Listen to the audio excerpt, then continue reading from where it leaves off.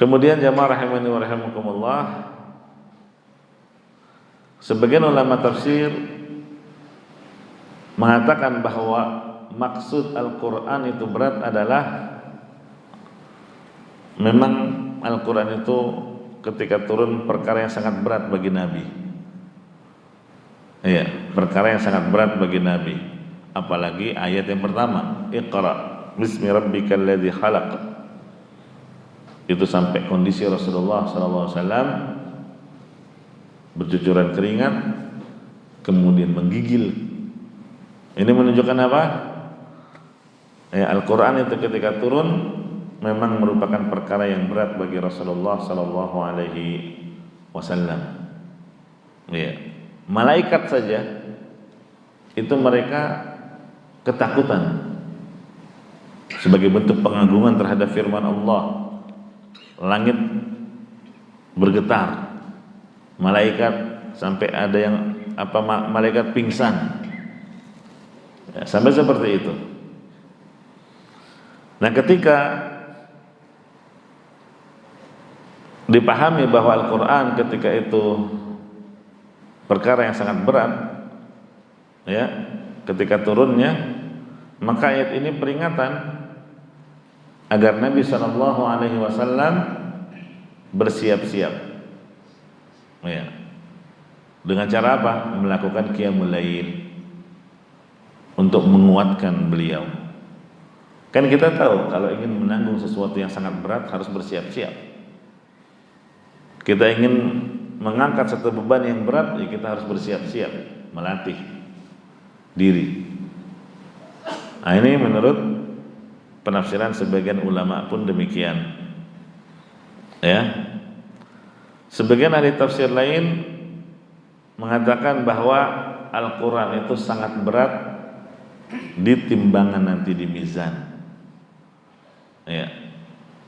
Di antara yang dapat memberatkan timbangan kebaikan kita di mizan adalah Al-Quran yang sering kita baca, ya. Maka banyak-banyaklah membaca Al-Quran agar timbangan kalian berat di mizan kelak.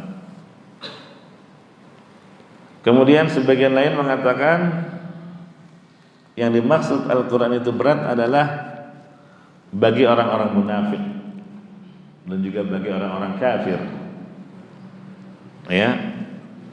Mereka merasa berat untuk membacanya, berat juga untuk memahaminya, dan berat juga untuk mengamalkan isinya, ya.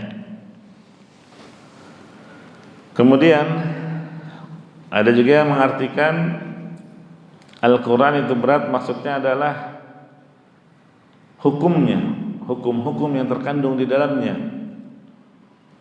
Berarti menjalankan perintah yang ada di dalam Al-Quran ini adalah perkara yang tidak mudah, tidak ringan, ya, perkara yang berat. Bagaimana agar ringan? Ya, kita harus melatih diri dengan memperbanyak ibadah dan ketaatan kepada Allah. Di antaranya dengan banyak qiyamul lail. Nah, kemudian ada juga yang mengatakan bahwa yang dimaksud Al-Quran itu berat adalah kandungan Al-Quran itu sangat dalam. Kandungan Al-Quran sangat dalam sehingga butuh konsentrasi yang tinggi di dalam mendengarkan Al-Quran. Supaya apa? Supaya kita bisa menyerap makna-makna yang terkandung di dalam ayat tersebut, ya. Nah, ini pendapat yang